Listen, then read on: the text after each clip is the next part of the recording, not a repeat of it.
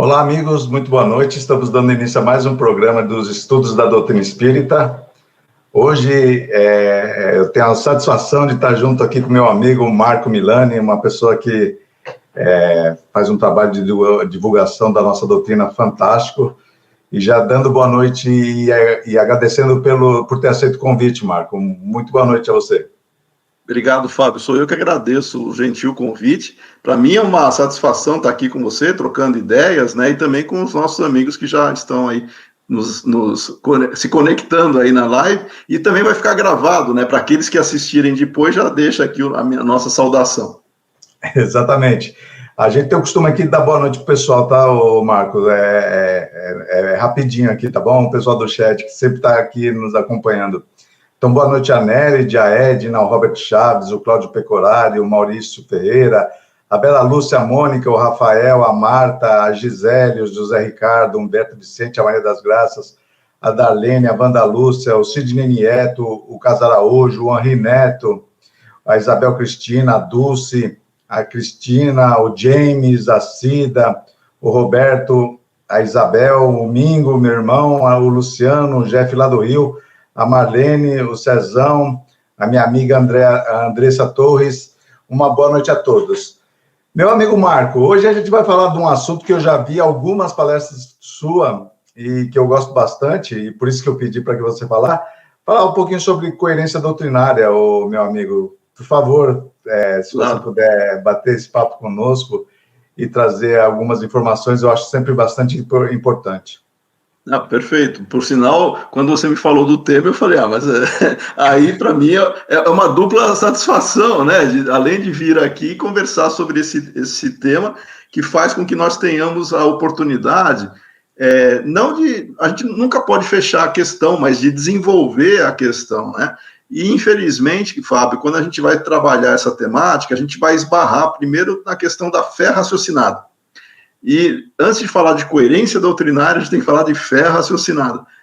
E a fé raciocinada é uma daquelas expressões que todo adepto fala que conhece, que segue, que aplica, mas quando pergunta para definir o que é e dá exemplo na prática, né, a pessoa fica sem muita explicação, porque não consegue entender, a maioria, né, de maneira mais metodológica, aquilo que Kardec fez e que ele chamou de fé raciocinada. As pessoas falam com uma maior naturalidade, né? Não, porque o Espiritismo defende a fé raciocinada e tal, é um dos pilares doutrinários, mas na hora de explicar e de aplicar, a pessoa ela se confunde. E isso faz com que nós tenhamos divergências na doutrina espírita, não é nem da doutrina em si, é no movimento espírita, porque nós temos diferentes graus de maturidade. O movimento é heterogêneo, né, Fábio? O movimento ele não é formado por pessoas que têm o mesmo tipo de abordagem, ou de tempo, ou de dedicação para estudar. E a própria fonte que as pessoas se servem para caracterizar o que seja espiritismo ou não, já vai determinar os pilares, ou então as referências que ela vai se servir para caracterizar, para dizer o que é ou não espiritismo.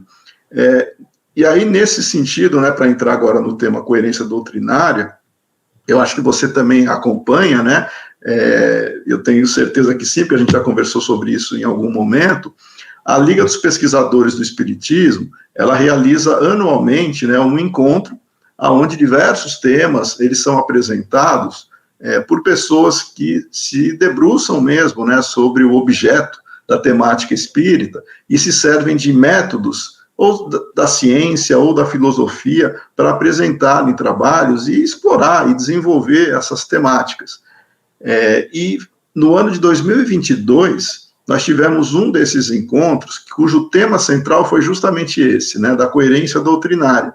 E eu tive a oportunidade de apresentar um trabalho que ficou até de uma maneira, o formato dele é artigo científico, mas ele é plenamente compreensível por qualquer um, né? Porque não tem, as pessoas às vezes têm preconceito, né? Ver um artigo de 15 páginas, nossa, artigo muito longo, né? Não quero ler, mas faz parte da apresentação e da estrutura de artigo dessa natureza. E esse artigo foi reproduzido, inclusive, recentemente, neste ano, pelo Alexandre Fontes da Fonseca, porque ele é o editor do Jornal de Estudos Espíritas, e ele selecionou alguns artigos de vários encontros da Liga de Pesquisadores, e um dos artigos era justamente esse, né? Então ele está disponível, quem quiser pode até acessar, depois se você quiser eu passo o endereço aí para a turma, porque ele está disponível na internet, né, para acessar.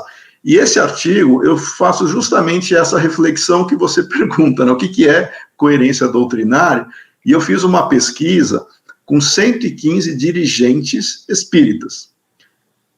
Dirigente, não é frequentador, é dirigente espírita, de casa espírita. Esses 115 dirigentes, mais da metade tinha mais de 20 anos de vivência espírita. Boa parte tinha mais de 30 anos de vivência espírita. E eu perguntei para eles uma série de coisas, né, para ajudar a formar a gente ter o perfil, né, desses respondentes e para ver o que eles entendiam que poderia ser considerado a base doutrinária do espiritismo e a coerência respectiva. E para surpresa nossa, veja que uma das perguntas era: você já leu o Dirigente Espírita, muitos com mais de 30 anos de vivência espírita, você já leu pelo menos uma vez as 5 obras consideradas básicas ou fundamentais do Espiritismo? E aí eu estou falando do Livro dos Espíritos, Livro dos Médiuns, o Evangelho, Céu, Inferno e a Gênese. Eu nem entrei em revista Espírita, o que é Espiritismo, eu só peguei essas obras.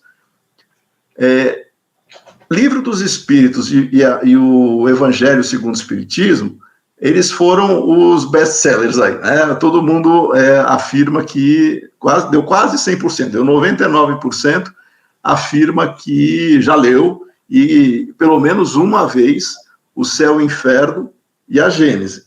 Até aí, ok, isso aí é esperado. O problema, Fábio, é quando a gente vai para as outras obras.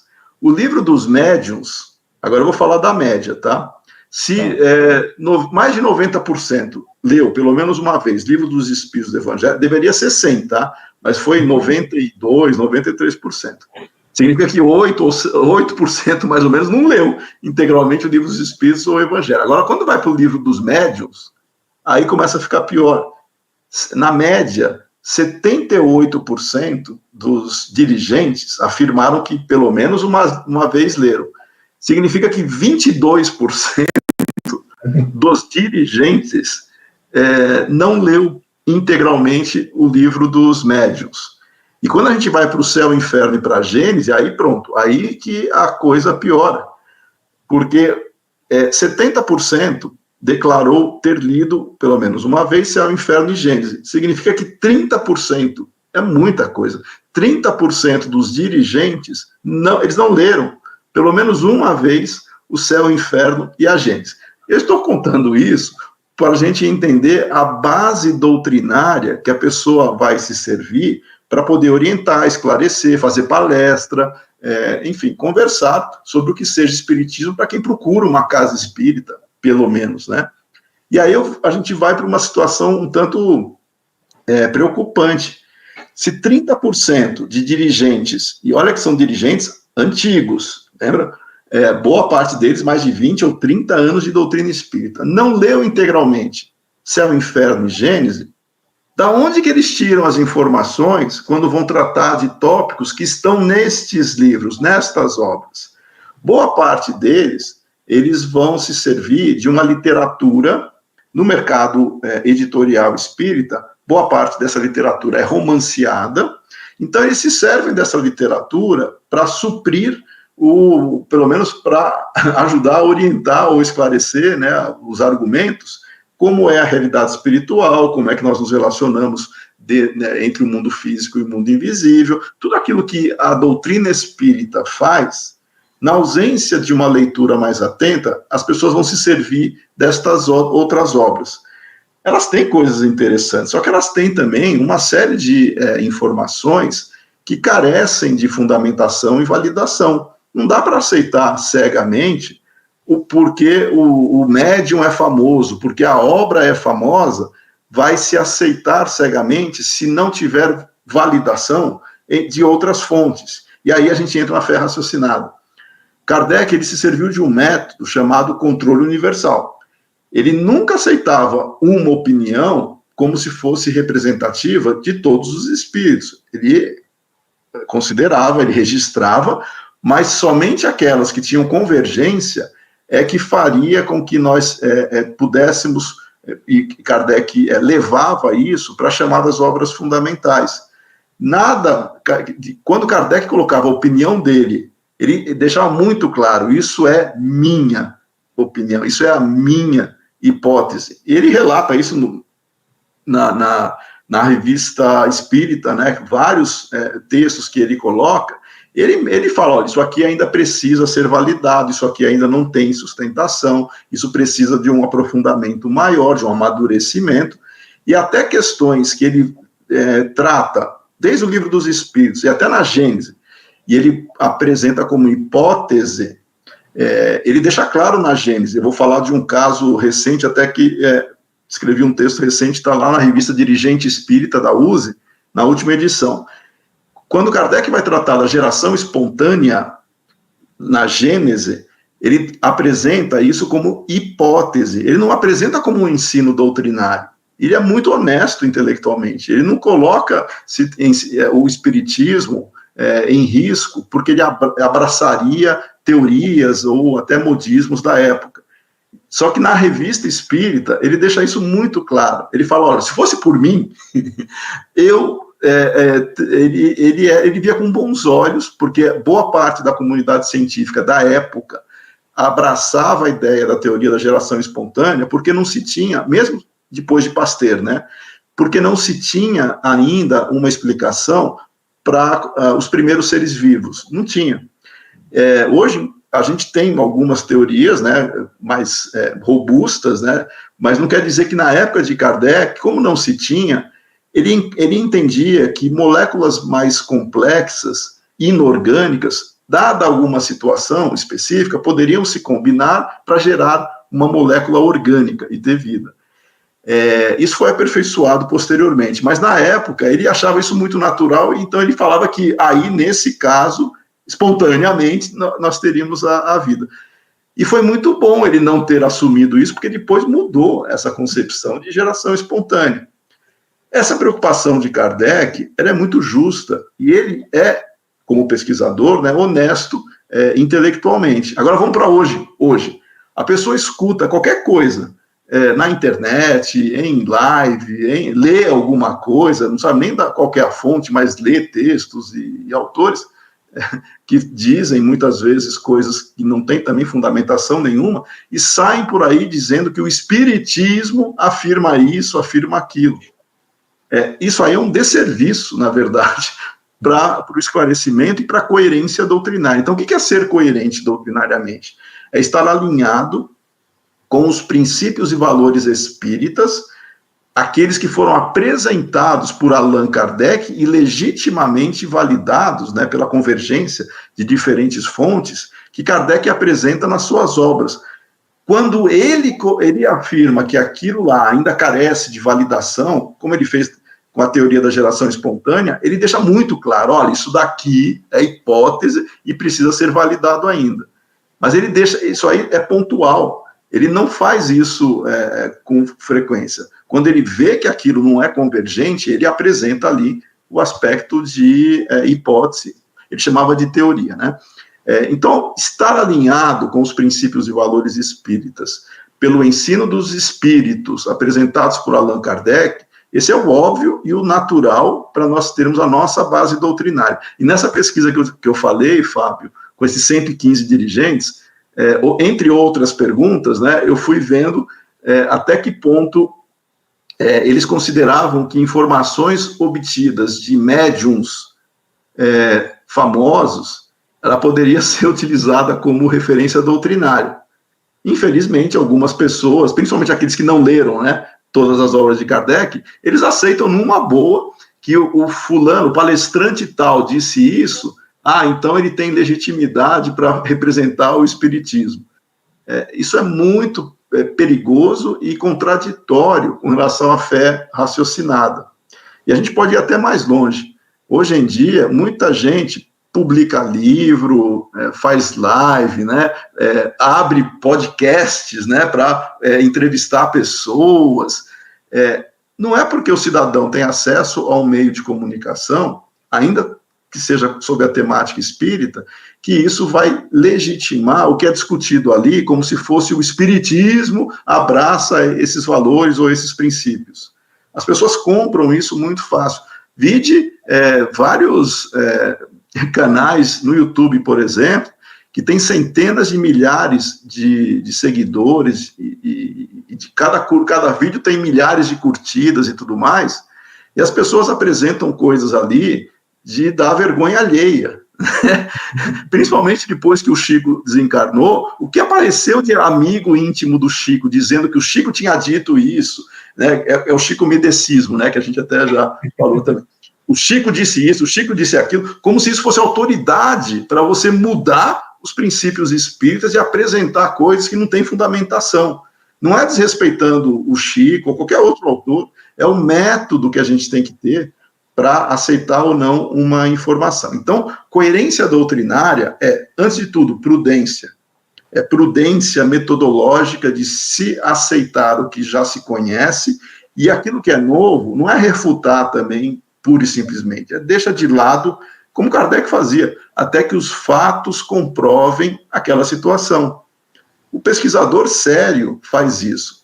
O pesquisador sério, ele não sai por aí publicando livros para reafirmar a opinião deles, caçando o que ele chama de fatos, que seriam declarações, né, de outros que teriam a mesma opinião que ele.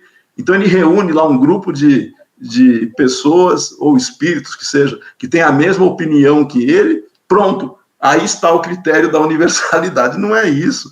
A pessoa nem sabe o que é pesquisa, nem sabe como é que se cria, como é que se analisa e se calcula o tamanho de uma amostra, o que é a amostra, como é que se valida a pesquisa, quais são as questões que se pode fazer, quais são as inferências disso, quais são os instrumentos qualitativos ou quantitativos que se vai usar para fazer a pesquisa. O cidadão não conhece, mas ele acha que ele é pesquisador do nível de William Crookes e Bozano e companhia, e ele sai por aí publicando o livro, expressando a opinião dele. Isso é incoerência doutrinária. Mas, enfim, isso é só para a gente fomentar aqui a nossa conversa. Então, eu vou parar de falar, senão vai até meia-noite. Eu passo a palavra para você, para a gente trocar uma ideia.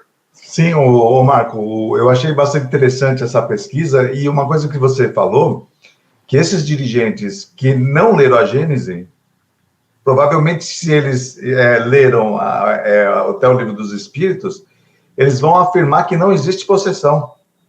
E o Kardec, ele muda isso na Gênese. É isso que eu acho bastante a honestidade intelectual do Kardec, porque ele havia dito que não existia possessão.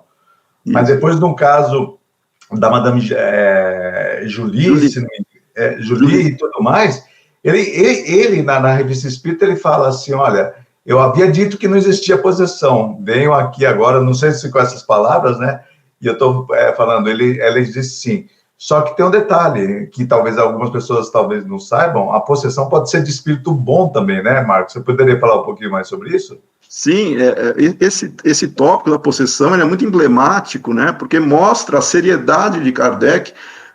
Como você disse muito bem, Fábio, lá no Livro dos Espíritos, ele apresenta a possessão como um fenômeno promovido, vinculado, né, à obsessão, mas é o que ele chama de subjugação. Então, não existiria a possessão como substituição de um espírito, né, de um encarnado por um espírito. Mas a gente entende a migração do pensamento de Kardec ao desenvolvimento, porque os fatos novos, que, como você disse muito bem, da senhorita Julie, ou Júlia, né, se for traduzir para o português, e os processos de Morzine, que é o outro caso que ele também explora a questão da possessão, na Revista Espírita, veja que Kardec, ele nega a possessão no Livro dos Espíritos, porque na cabeça dele, não podia haver um desprendimento, um desligamento do indivíduo, porque isso seria morrer. Então ele fala, não dá para ter uma substituição, porque senão a pessoa morre. Então ele pensava numa substituição completa, uma substituição total. E aí, nesses casos dos processos de Morzine e da senhorita Júlia, ou Julie, ele muda, ele fala, havíamos dito que, porém agora nos é demonstrado que é possível haver substituição parcial. Então ele acrescenta o parcial, ele tira aquela ideia do integral, como ele põe lá no livro dos Espíritos, ele acrescenta a substituição parcial, que ele não tinha cogitado no livro dos Espíritos, ele revê essa posição, e lá na Gênese, ele vai apresentar os casos de possessão, como você disse muito bem, não só promovido por um espírito que queira prejudicar o outro, mas também por um espírito bom, que queira manifestar-se ou comunicar-se de uma maneira mais intensa, mas sem nenhum desconforto para o indivíduo que parcialmente cede, né, o controle do corpo. Então, é possível, sim, haver a substituição parcial,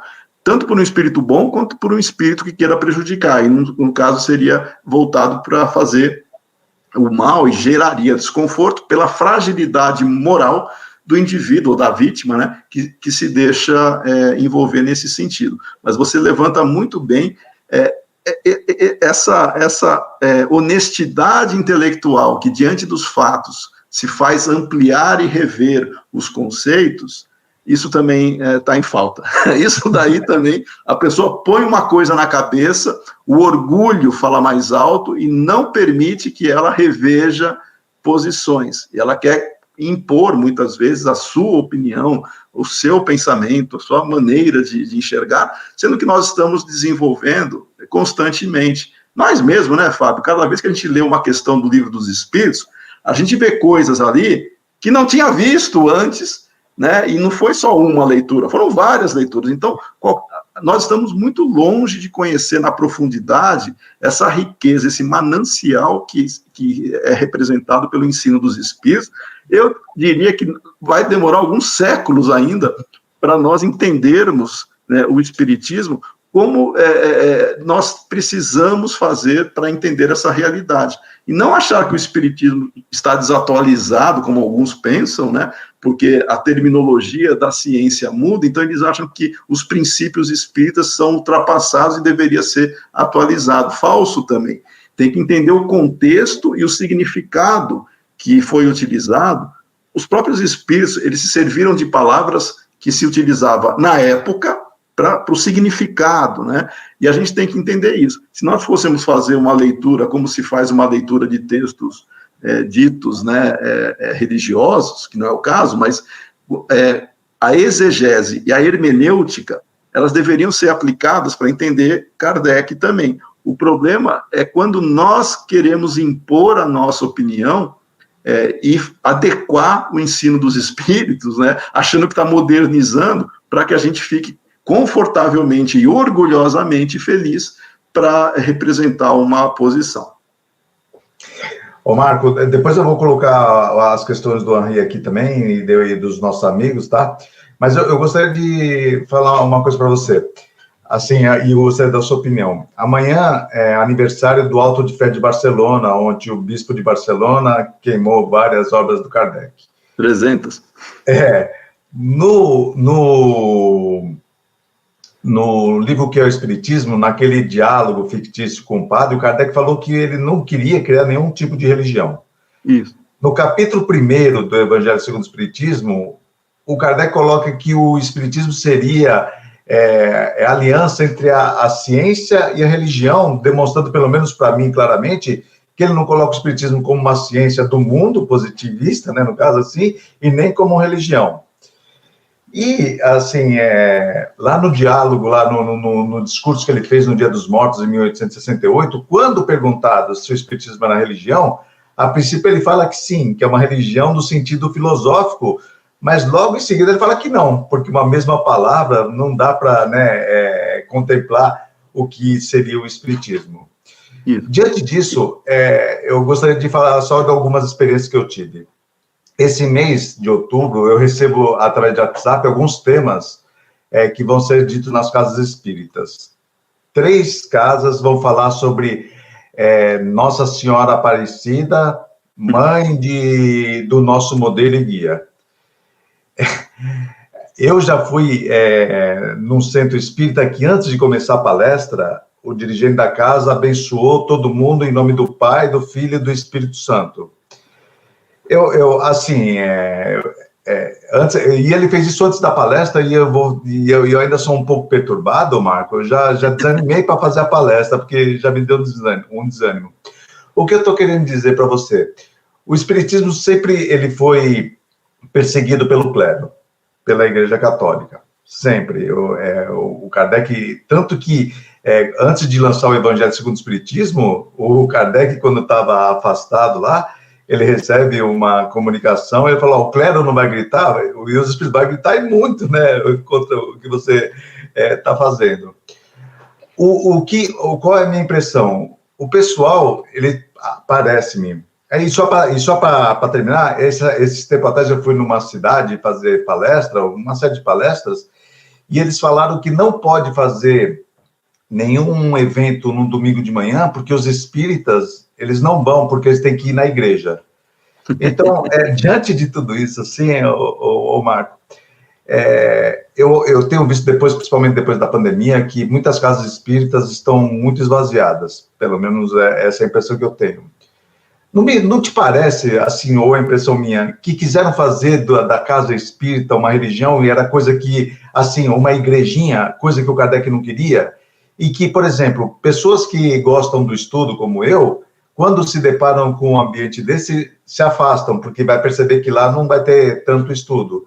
E aqueles que gostam da igreja mesmo, eles vão para a igreja normal, mesmo que tenha um ambiente mais místico e miraculoso, né? Então, assim, se o Kardec viesse hoje, Marco, o que ele encontraria no Espiritismo, você acha que ele ficaria tranquilo, feliz, ou... Desculpa de eu me estender tanto assim na pergunta. Imagina. Quando eu recebi os temas desse mês, eu fiquei surpreso, porque parece-me que os nossos irmãos protestantes, nisso, eles são mais coerentes.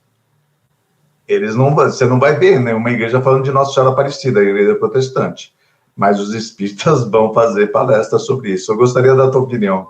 E desculpa me alongar tanto aí da pergunta. Não, é perfeito. Eu acho que você toca em assuntos muito, não só pertinentes, né? Eu diria delicados e críticos, porque eles pautam e até influenciam a conduta, a narrativa, os argumentos que as pessoas se servem, porque elas não refletem muito e não conhecem a proposta dos espíritos mesmo, né? Elas vão de ouvir falar e daquilo que elas acham que deveria ser.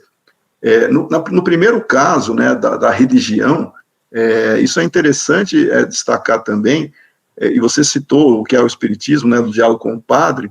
Kardec, ele passa a atividade dele inteira, desde 57 até 68, negando que o Espiritismo fosse religião, de uma maneira única. Não, o Espiritismo não é religião. E você lembra o discurso que Kardec fez na SPI, na Sociedade Parisiense de Estudos Espíritas, no dia 1º de novembro de 68, onde ele finalmente ele apresenta de uma maneira mais detalhada o porquê de não ser uma religião no sentido tradicional, como é a igreja, ou as igrejas existentes, com hierarquia sacerdotal, com paramentos, cultos, aquela coisa toda, hábitos externos, inclusive, e ele vai para a religião no sentido filosófico, e inclusive ele diz, e disso nos glorificamos.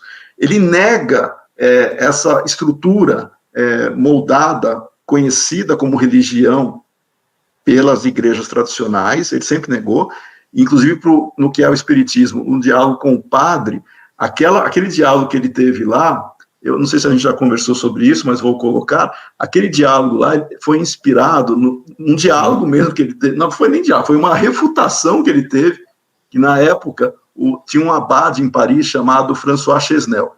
O François Chesnel publicou num jornal chamado Le Univers um artigo, o título do artigo que havia surgido uma nova religião, lá em Paris, né? E que essa nova religião seria o espiritismo. Kardec lê aquilo, ele escreve uma refutação, manda para o jornal, só que o jornal não publica.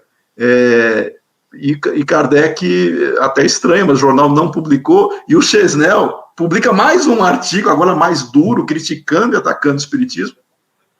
E o Kardec, ele publica na Revista Espírita a refutação que ele fez para o Abade Chesnel, e o que ele falou e o que ele colocou de argumento é exatamente o que está lá no que é o espiritismo, no diálogo com o padre. Então, ele não... Marco, deixa eu só te interromper só um segundinho. Na Revista Espírita, o Kardec coloca também os ataques do Abade Chesnel. Ele coloca primeiro para o pessoal comparar, né, no caso. Inclusive. Isso, exatamente. Já que o jornal Le Universo não publicava, ele publica na Revista Espírita, né?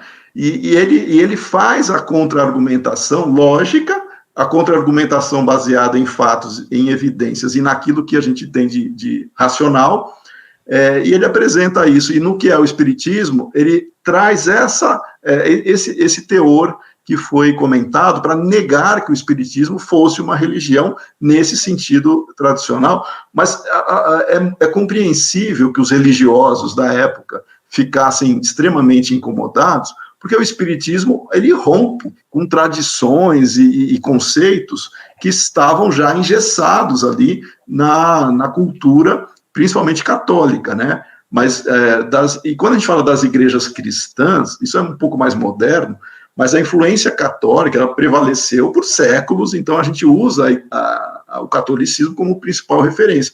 Mas ninguém vai fazer refutações com o budismo ou com o hinduísmo, ou qualquer outra coisa, porque não era esse o ambiente que na época estava atacando o espiritismo.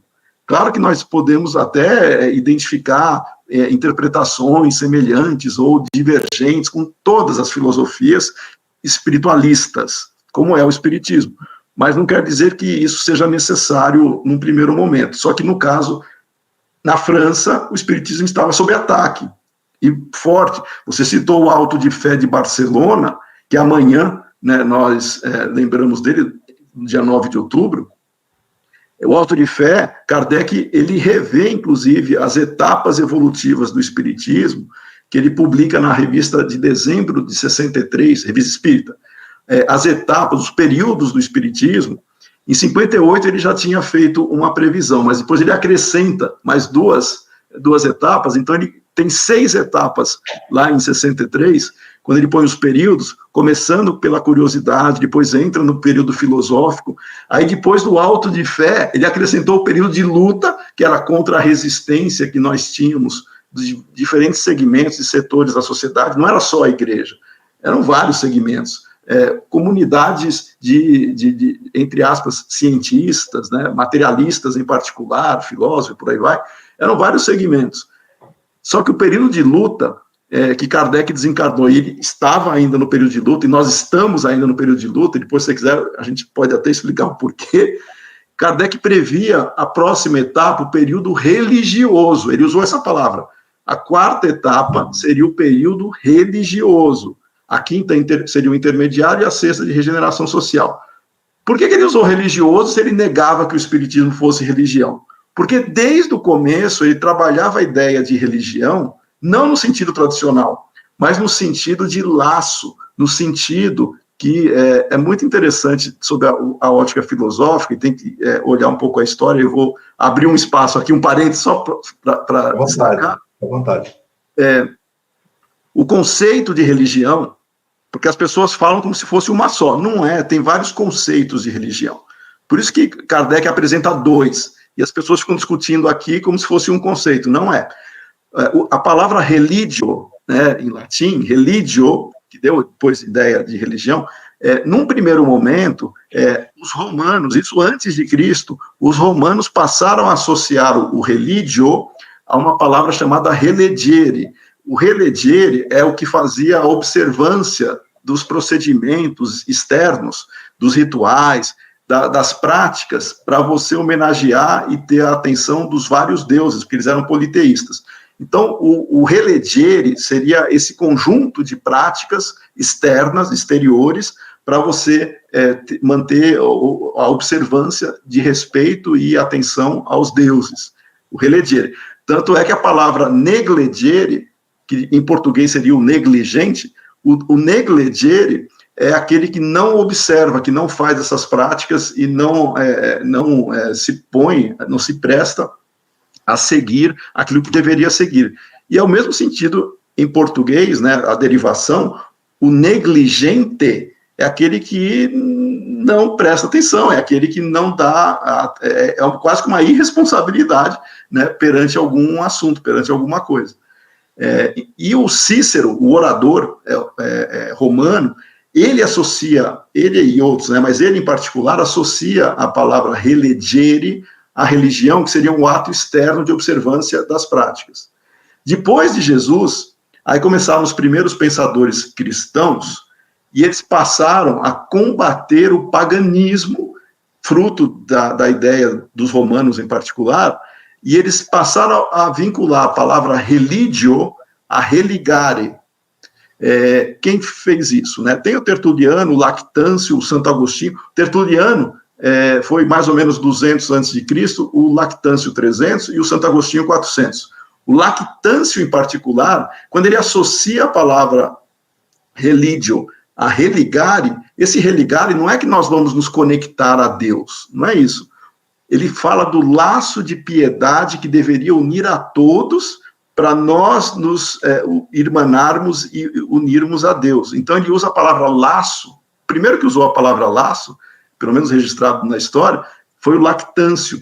Se bem que o Tertuliano também tinha a mesma ideia, mas o Lactâncio usa a palavra laço.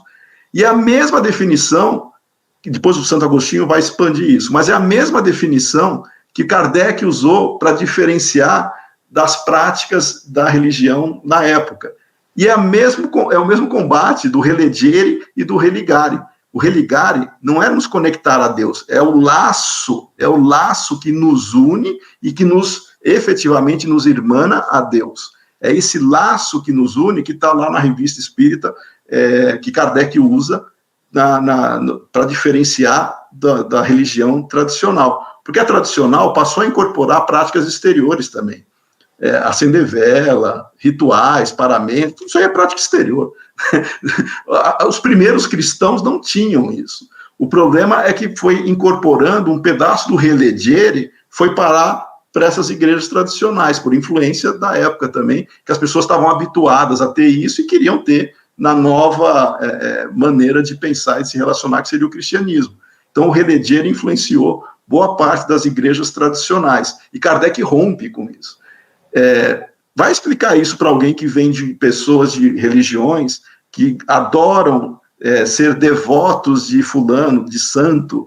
Fala para ele que não adianta ser devoto de espírito, não é assim que funciona. Não adianta ficar trocando a palavra inferno por umbral, não é assim que funciona. A pessoa substitui palavras, só que ela mantém o significado, ela ainda tem vínculos, né, com essas tradições.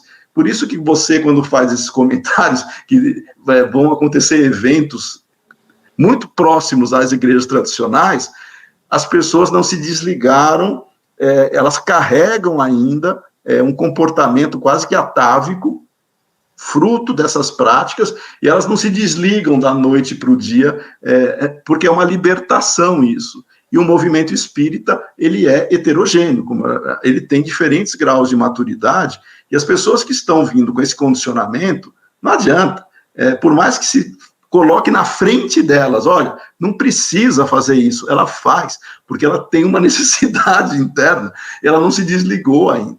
Você falou de Ave Maria, é um absurdo a pessoa declamar praticamente a prece lá de Ave Maria, e alguns falam assim, não, eu só estou substituindo Mãe de Deus por Mãe de Jesus, porque a prece é belíssima. Só que o significado que ela foi criada, a Maria era um ser humano, ela não era deusa, Maria é ser humano.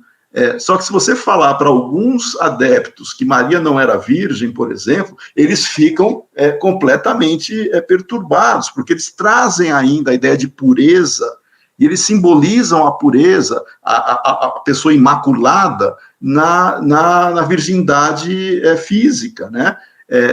esse tipo de comportamento, ele é os rustanguistas, por exemplo, né? Por que eles acham que Jesus teria um corpo, ele não teve um corpo físico, né? Ele só teria um corpo fluídico, e que Maria, virgem, teria concebido Jesus para fazer o processo aparentar uma gravidez normal. Tanto é que Rustang é uma aberração também, porque as explicações que ele dá para Jesus criança, amamentando, falando que fluidicamente o leite de Maria ia para Jesus e depois ele voltar. É um absurdo as explicações desse cidadão, só que tem gente que se diz espírita e segue Rustang. Aí como é que a gente vai falar de fé raciocinada? Tem instituições grandes que até hoje, né, inclusive a FEB estava no estatuto dela.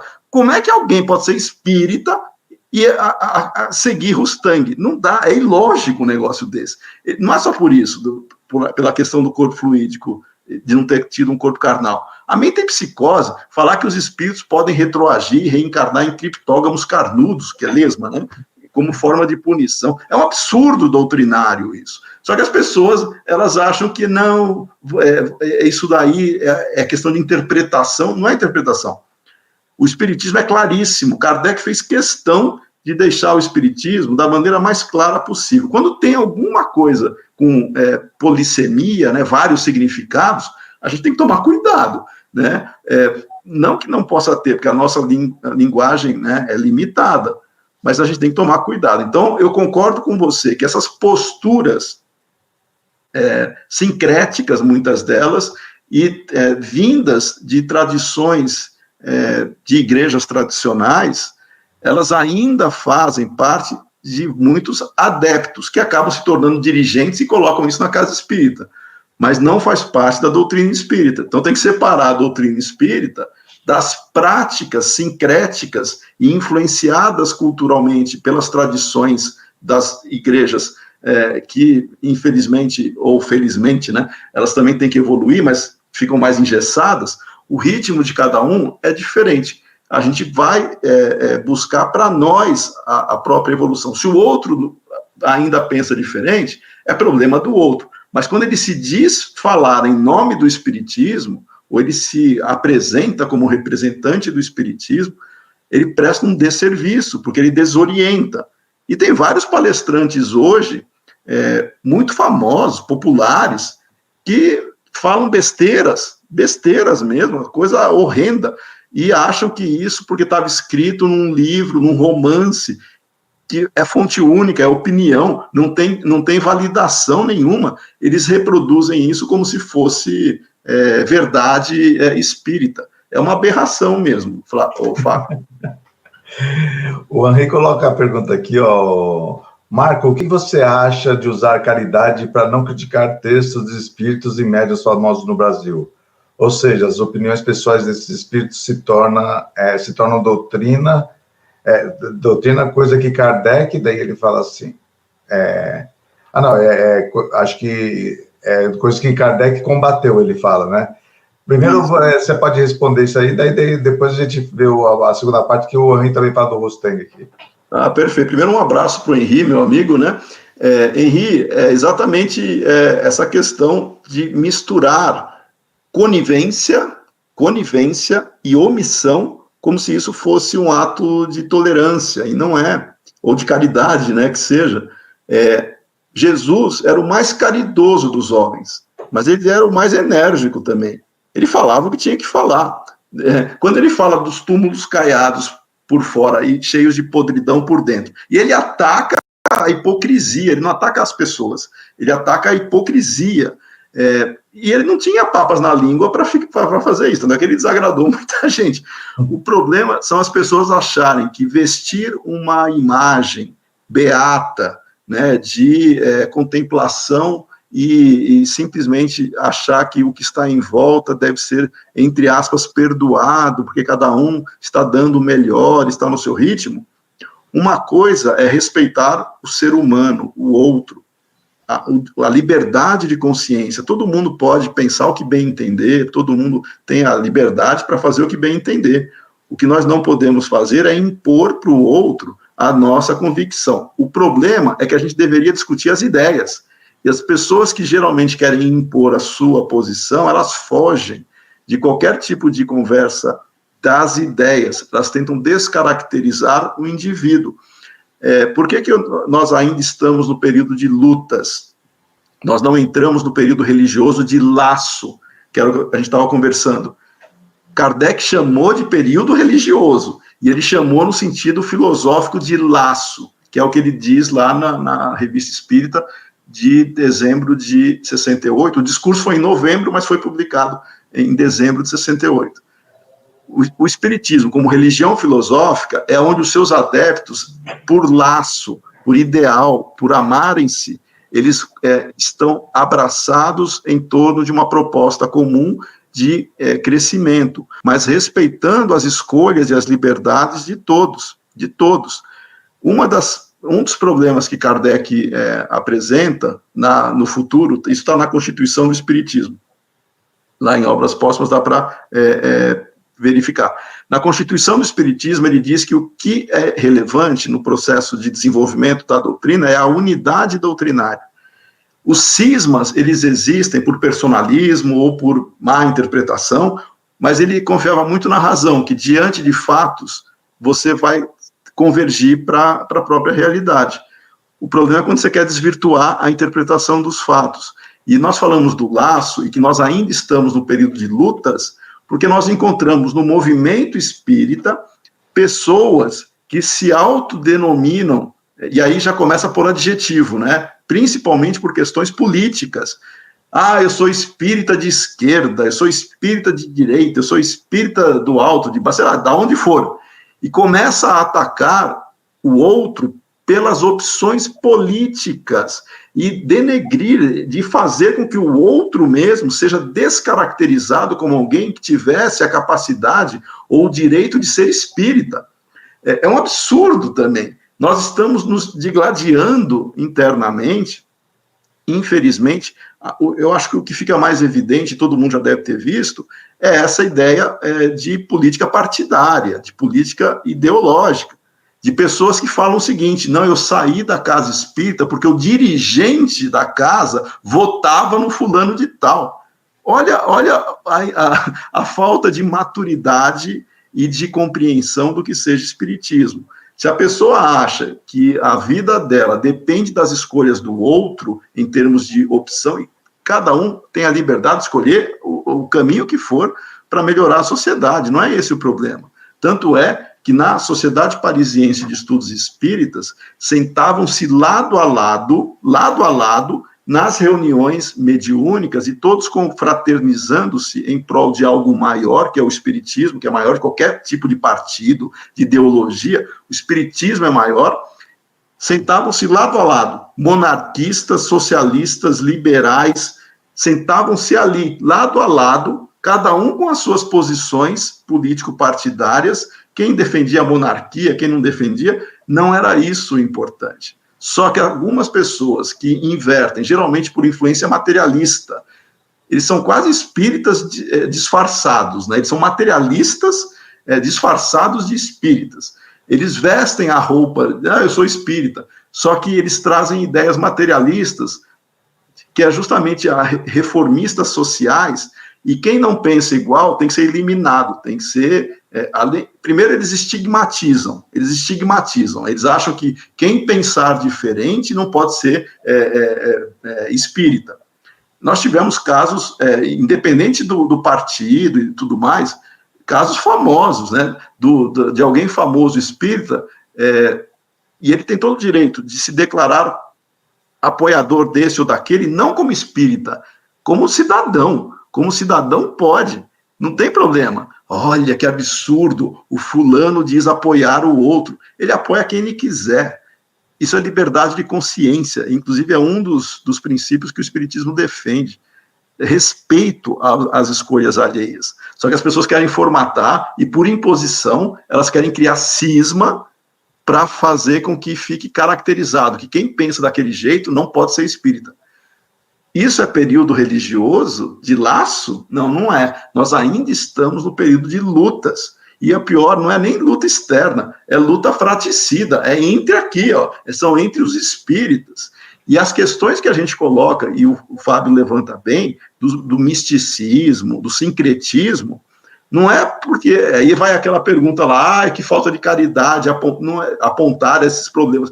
Não é falta de caridade, é dever do espírita sincero. Kardec dizia isso, é dever do espírita sincero desmascarar e apontar qualquer coisa que pode colocar o espiritismo no ridículo ou criar situações embaraçosas para o espiritismo. Não ele é o defensor do espiritismo. Desde que você discuta ideias, não tem problema, a gente discute num ambiente fraterno. O Herculano Pires fazia isso. Só que tem gente que acha que o Herculano Pires era muito duro. Nossa, ele era muito duro, ele combatia, que falta de tolerância e caridade. Ele amava a doutrina porque isso fez bem para ele. Ele queria que os outros também tivessem a oportunidade de conhecer a doutrina na sua essência. Isso, ele não ia contra a pessoa. E o Fábio conhece também o livro A Pedra e o Joio, né, Fábio? Sim. Esse livro, o Herculano escreveu para desmascarar ou para corrigir um erro doutrinário que um amigo dele, que foi o Hernani Guimarães, quando ele lançou a teoria corpuscular do espírito, onde ele praticamente materializava o espírito, o Herculano escreveu A Pedra e o Joio para esclarecer e corrigir, e falando que não tinha fundamento. E eles eram amigos e continuaram amigos. Ou seja, o Herculano Pires escreve um livro para contrapor-se a uma ideia que um amigo dele tinha lançado, publicado, que é a teoria corpuscular, e ele escreve A Pedra e o Joio, mas eles continuavam amigos. É isso que nós deveríamos fazer. É assim que a gente vai entrar no período religioso, filosófico, de laço, e não também criando outras situações incoerentes doutrinariamente, de você adjetivar espiritismo. Nós falamos de política partidária, né? Mas aí as pessoas começam a adjetivar essa questão de religião mesmo, Fábio.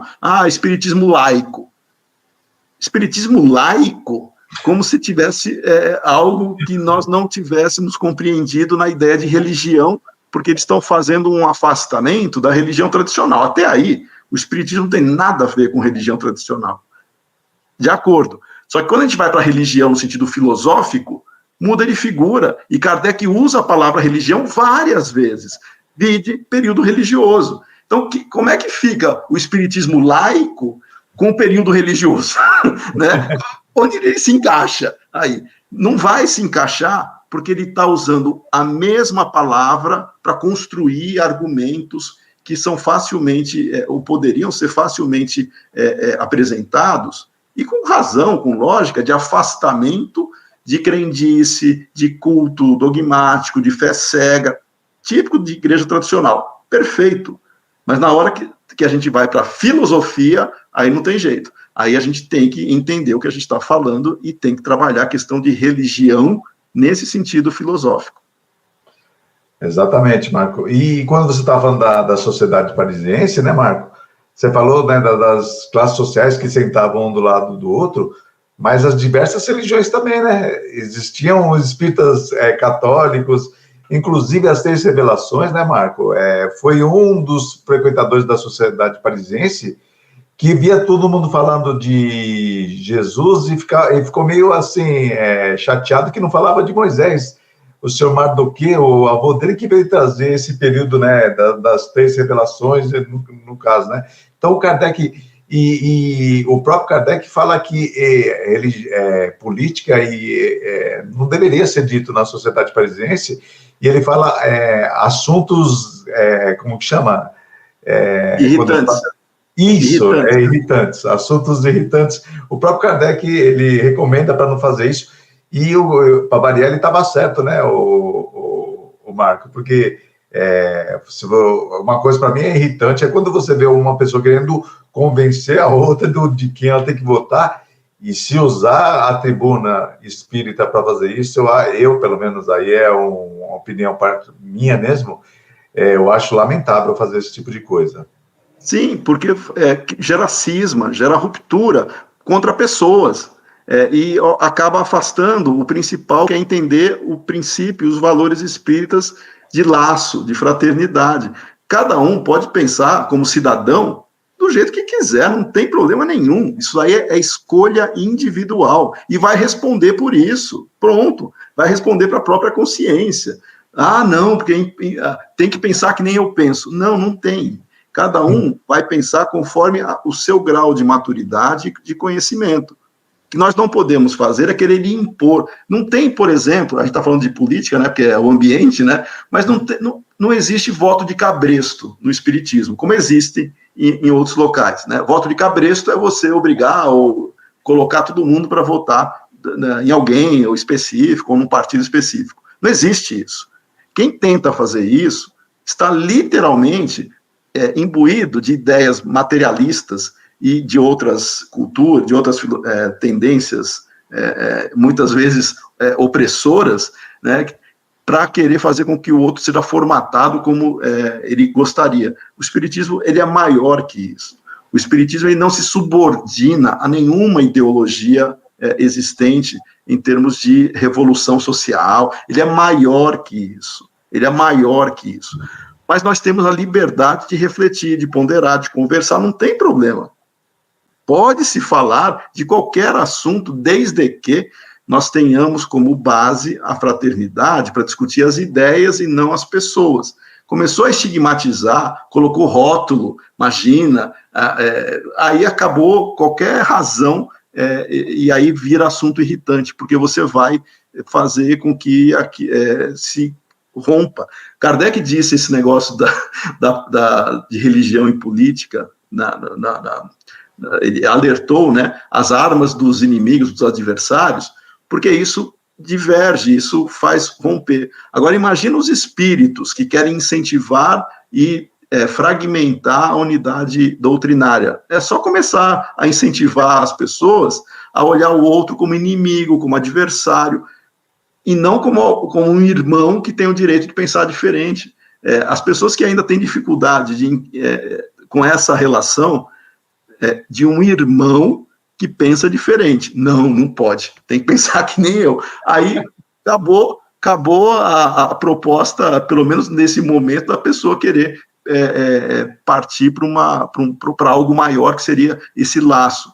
E pior, né, Fábio? Tem gente que acha, porque leu em algum lugar, ou disseram para ela, ou ela leu mesmo, os períodos de desenvolvimento do espiritismo. O último é o da regeneração social. É onde, dada a evolução dos homens, dada a evolução dos indivíduos, isso vai refletir nas instituições. E as instituições vão automaticamente colocar isso como organização social. Então, o último processo, que seria o da regeneração social, ele só ocorre depois que os homens estejam já se transformando. E não é o contrário. Eu vou formatar uma instituição para mudar o indivíduo. É uma visão materialista, eu diria maniqueísta, inclusive, e que tem aí várias estratégias de tomada de poder e outras que ideólogos de diferentes correntes já imaginaram para tomada de poder temporal, né, mundano aqui, e acham que a gente pode colocar isso para o espiritismo. Kardec trata disso também. Tem 2 textos interessantíssimos de Kardec, que eu recomendo para todos. Um deles, na verdade os 2, né, foram publicados em obras póstumas, mas no Evangelho segundo o Espiritismo vai ter a mesma essência, tá? Quando ele vai tratar das riquezas também. Lá em obras póstumas tem o texto Liberdade, Igualdade e Fraternidade, e tem o texto As Aristocracias. Ele trata muito bem essas questões de poder e de tentativa de melhoria da própria sociedade, que nós não podemos pôr o carro na frente dos bois. E ele usa outra comparação. Ele diz assim: não adianta você querer imaginar uma cúpula grandiosa e querer finalizar um edifício se ele não tem paredes, se ele não tem estruturas para suportar aquela cúpula. Ele faz uma crítica direta às ideias reformistas, imaginando um mundo perfeito, só que as pessoas não são. Então não adianta você querer criar uma sociedade onde deveria ser assim, só que as pessoas ainda não chegam lá. Várias tentativas, isso na história da humanidade. Quantas colônias, quantos agrupamentos, quantas pessoas tentaram fazer isso? Abrir uma sociedade alternativa, onde se poderia simplesmente abolir dinheiro, abolir qualquer outra coisa, viver de maneira comunitária. Qual tentativa deu certo até hoje? Nenhuma. Sabe por quê? Porque o ser humano ainda não mudou. E a frase belíssima que eu disse, que está no Evangelho também, e Kardec usa nesses textos, ele diz o seguinte: não adianta decretar a fraternidade, inscrevê-la numa bandeira, se você não mudar o coração dos homens antes. Não adianta falar, olha, a partir de hoje todo mundo é fraterno, todo mundo é irmão, todo mundo aqui vai ter um comportamento digno, reto e disciplinado, se não mudar o coração dos homens. Como é que muda o coração dos homens? É a experiência individual, não é o outro que muda, somos nós que mudamos e nos aperfeiçoamos.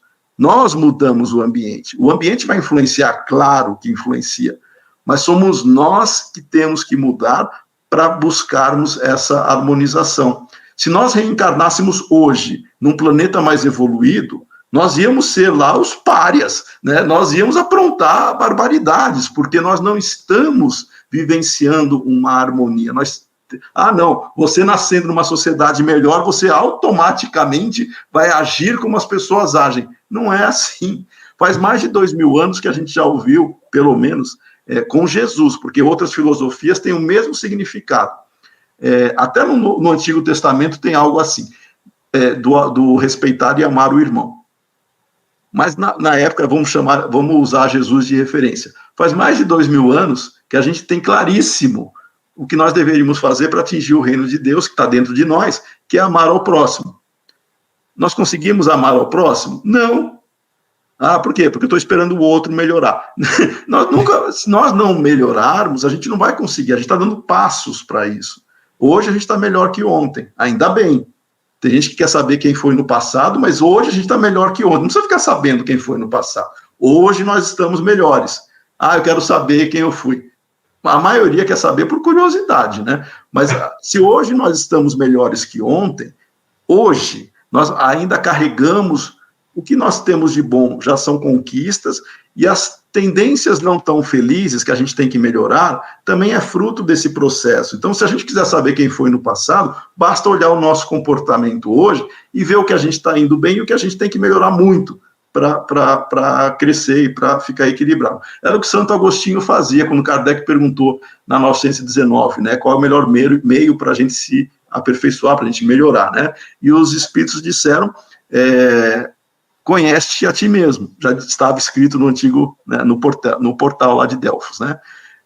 Aí Kardec, na 919A, ele falou assim, eu entendo essa frase, que a gente tem que se conhecer, mas ele insiste, como? Ele pede detalhes, né? Como que eu vou fazer isso na prática? Aí vem Santo Agostinho dizer, olha, quando eu estava encarnado, fazer como eu fazia.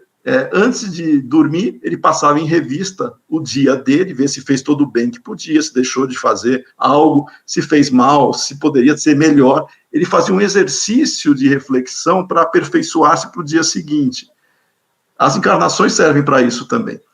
Nós estamos buscando esse processo, mas isso não é numa encarnação, é num processo maior. Só que as pessoas querem resolver tudo numa encarnação. A gente pode dar um passo numa encarnação, e devemos mesmo, a gente pode ficar parado, mas a gente não pode ser complacente ou condizente esperando que um movimento natural melhore todo mundo. A gente tem que se melhorar. Se os outros vão se melhorar, é problema dos outros, mas a gente tem que se melhorar. E esse melhorar é buscar esse laço, é esse período religioso que Kardec colocou, que seria a próxima etapa, que ajudaria a reformar e melhorar as instituições. Nós ainda estamos no período de luta. É isso aí, meu amigo. Quem passou por aí, olha, o nosso amigo Alexandre Fontes, ele estava aí.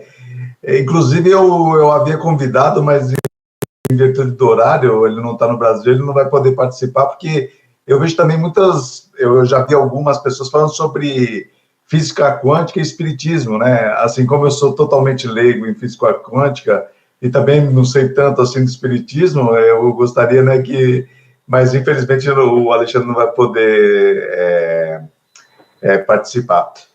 Marco, só uma coisa não muito a ver com com a coerência doutrinária, mas como você é presidente da USE e tudo mais, aqui é 4 horas antes ele está falando. Ele tá na costa leste, não, oeste. Oeste, ele está na costa oeste dos Estados Unidos. Mas nós já falamos de você bastante, viu, Alexandre? Antes de você ter chegado. Falamos bem, viu, Alexandre? Falamos bem. Me fala uma coisa, Marco, você como da USE, uma coisa que tem, assim, me chamado a atenção é que nas casas que eu tenho ido, poucos jovens, muito poucos jovens. A USE tem feito alguma coisa, assim, para incentivar? Eu acho que, assim, se perguntasse para mim o que eu faria para incentivar os jovens a pertencer a uma casa espírita, estarem engajados, eu não teria a resposta. Vocês analisaram da USE esse ponto de vista ou coisa parecida assim, ou não? Sim, o diagnóstico existe, é um problema, mas que não se restringe ao espiritismo. A gente tem alguns fatores envolvidos, né? Primeiro é que a gente tem uma mudança na própria população, que a gente está envelhecendo e tendo menos filhos, né? Então está mudando a própria faixa etária da composição populacional. Mas não é só isso, não. Isso aqui é uma das coisas. Isso também faz parte, né? Você vai ter menos jovens nesse processo. Mas é um fenômeno que ocorre generalizado no mundo inteiro e em todas as associações, todo grupo associativo, não é só o espiritismo. Eu vou falar alguns tradicionais, tá? Que existem há muito mais tempo e que eles existiam por formação de rede, né, por relação. O Rotary, por exemplo, o Rotary, ele é um grupo que foi formado de pessoas que se unem para ajudar a sociedade e criar um laço também de confraternização entre eles. O Rotary também está com o mesmo problema, com uma queda brutal de jovens, né, e sucessores e por aí vai. Outros grupos tradicionais, maçonaria, todos, sem exceção, eles relatam a mesma coisa, que nós temos uma redução do número de interessados. Boa parte disso também advém das redes sociais, que hoje é muito mais fácil você participar de grupo pela internet.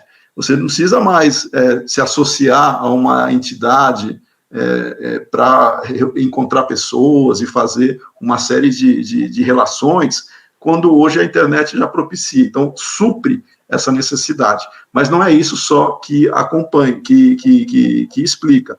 O diagnóstico pela USE que nós fizemos, você vai encontrar jovens muito interessados, muito engajados, competentes mesmo, né, voltados.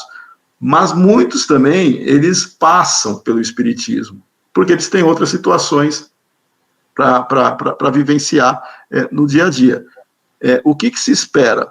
E não é só falar, não, tem que mudar a linguagem. Isso daí você vai ouvir de qualquer pessoa que acha que linguagem resolve o problema. Não resolve. A linguagem, a comunicação, a gente não tem que descer, a gente tem que puxar as pessoas para entender uma linguagem cordial, com uma comunicação eficiente, mas de alto nível. E não ficar falando gíria, começando a pôr outros tipos de comunicação, como se isso fosse sinal de modernidade. Não. Nós temos que aumentar a qualidade da comunicação. Mas o jovem em si, e isso é um fato, como não é só para o espiritismo, são em todos os grupos associativos, todas as igrejas, inclusive, também, isso é um fato. Mesmo que aparentemente tenha um número grande hoje, a tendência é reduzir. E como é que a gente atrai pessoas? No caso do espiritismo, o apelo ele é intelectual, num primeiro momento, e não adianta a gente falar assim, não, eu vou pelo amor ou pela dor, aquelas frases tradicionais, né? Eu não gosto dessa frase, tá? Eu vou pelo amor ou pela dor. Na minha concepção, todo mundo vem pelo amor de Deus, que consegue, que a pessoa já tem capacidade para entender, né, e se sentir melhor no espiritismo. Não gostou? Procura outra, cada um tem a liberdade de fazer isso. Marco, no meu caso, eu vim pela curiosidade, gostei, assim, não foi nem amor, nem pela dor, foi por curiosidade. Não, foi pelo amor, amor ao saber, né? Eu também, eu vim acompanhando um amigo meu que tinha passado por um fenômeno mediúnico, eu não conhecia nada de espiritismo, aos 20 anos de idade, amigo de infância, e ele me pediu para acompanhá-lo, que ele ia, na ocasião, até a Federação Espírita de São Paulo, e ele perguntou se eu queria ir junto com ele, né? Eu falei, eu vou. Não conhecia nada. Aí eu fui. Eu fiquei, ele foi uma vez só e nunca mais foi. Né? mas a maneira da pessoa se aproximar, cada um tem a sua. A gente falou de livros, né? Muita gente se aproxima por romance, é muito bom, tem a sua função, tem o seu papel, mas a gente não pode estagnar, e não pode achar que por uma carga afetiva ao médium, ou ao romance, ou ao espírito, que é autor, entre aspas, do romance, só porque eu cheguei no espiritismo por causa deste livro, dessa obra, depois eu não posso criticar com mais conhecimento a própria obra, em termos doutrinários. É um passo, é difícil, mas é um passo bastante significativo se a pessoa consegue fazer isso. Você falou de livros, né, de crítica, se a gente deve ou não criticar, ou se pode criticar ou não.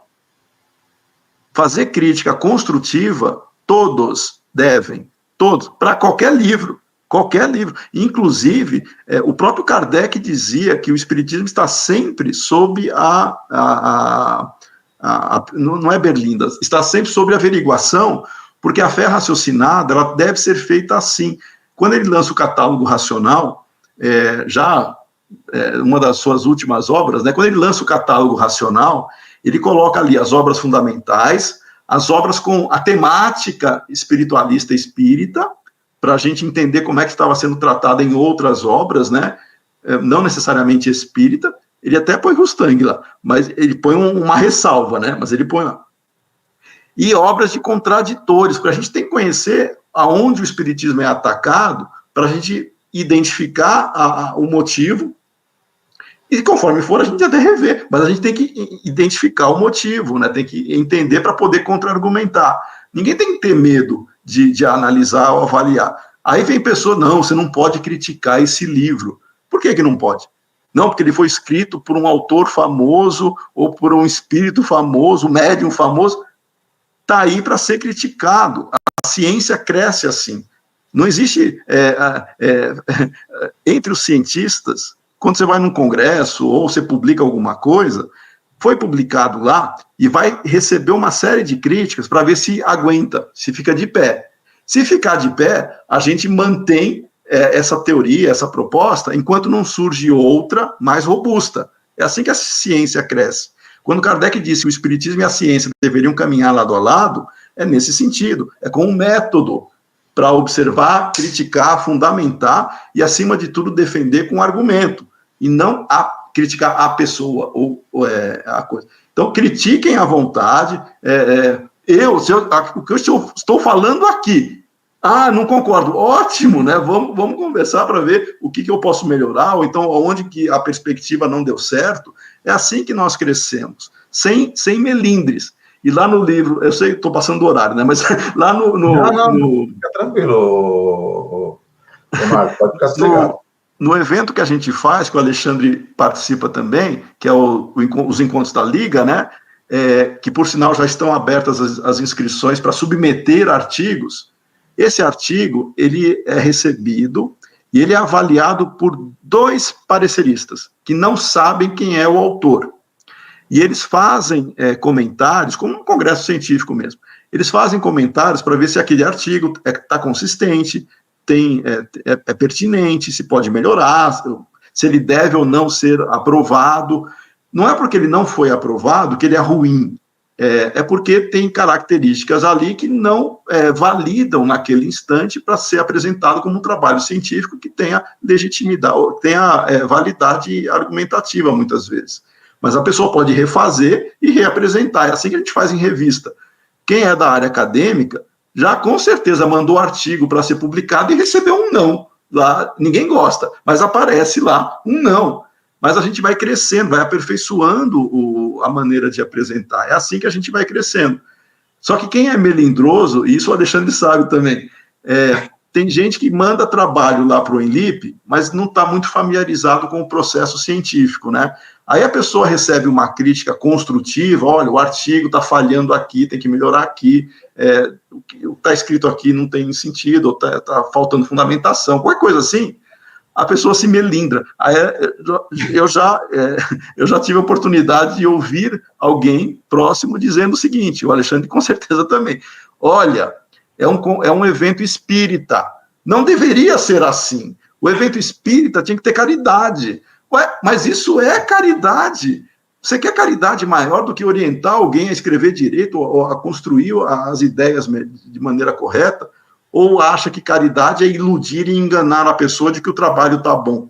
Não é.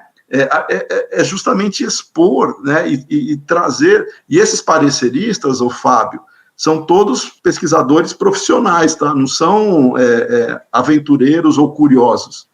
Porque aventureiros e curiosos, a gente tem um monte de gente que se autodeclara pesquisador, como eu já falei, que hoje é fácil publicar coisas falando que é pesquisador, mas não conhece método científico. Não dá. Pesquisador tem que conhecer método científico. Se não conhece, é porque existe uma carência, uma lacuna que ele deveria buscar, correr atrás, para fazer com que nós tenhamos um aprimoramento. O próprio Alexandre coloca aqui, ele está colocando por pares, né? Na revista dele, que ele é o editor, ele faz a mesma coisa. A pessoa manda artigo para lá, ele manda para 2 pareceristas. Se der empate, se um aprovar e o outro recusar, vai para um terceiro. Né? É assim que funciona um mundo de pesquisa, né? Não tem segredo, é assim. E tem que ter humildade para aceitar as críticas construtivas. Isso aí é fé raciocinada. A fé cega é quando você quer impor ou acha que é verdade, todo mundo tem que aceitar também, não é assim, né? Então, o processo de construção do conhecimento, ele exige que nós tenhamos humildade intelectual, prudência e paciência para que a gente consiga ir aprimorando. É isso. É isso aí, meu amigo. Muito obrigado, o pessoal aqui adorou, o pessoal querendo mais. É sempre um prazer, viu, Marco? É sempre uma aula que você vem aqui sempre agraciar no nosso programa. Eu fico muito feliz. Muito obrigado pelo convite. Obrigado também pelo Alexandre aí no chat. Infelizmente não vai dar para ele participar da live. Você pode se despedir, assim, de coração, muito obrigado aí pela participação. É muito bom estar com você aqui, viu, Marco? Muito obrigado. Que agradeço, Fábio. Eu que agradeço o gentil convite, fico à disposição. Eu não li os comentários, você disse que está movimentado, né? Mas eu espero que os nossos amigos também tenham, de alguma maneira, participado, ainda que seja com vibrações positivas, né? Para que a gente tenha essa argumentação. E é o que nós falamos, né? Não existe questão fechada, a gente tem que sempre aprimorar.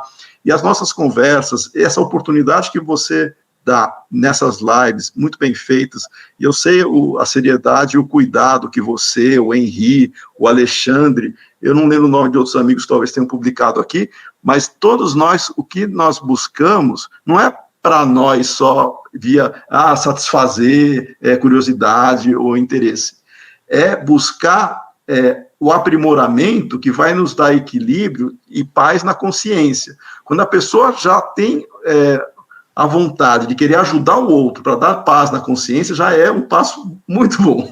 Vamos ajudar o outro a crescer, mas sem mágoa, sem melindre, né? Porque senão a gente não vai conseguir crescer tão rápido. Mas eu sei que a gente está num nível ainda de enfrentar esses desafios, mas vamos lá, vamos tocar o barco. Parabéns aí pelo programa, pela live, e aos amigos que estão nos assistindo, fica meu abraço fraterno, que possamos nos rever em breve.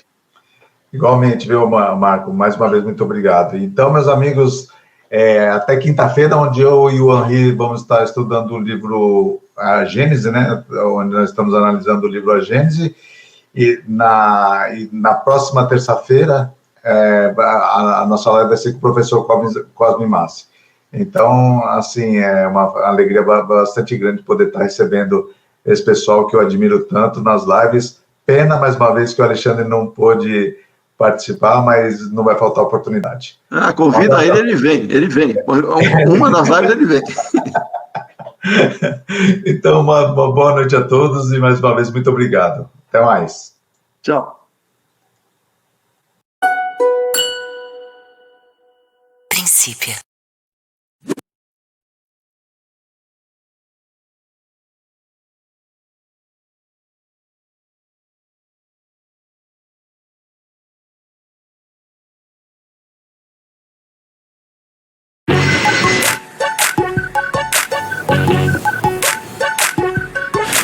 Em Guarulhos, um grupo de 5 passageiros tem justificativas suspeitas para uma viagem ao Camboja.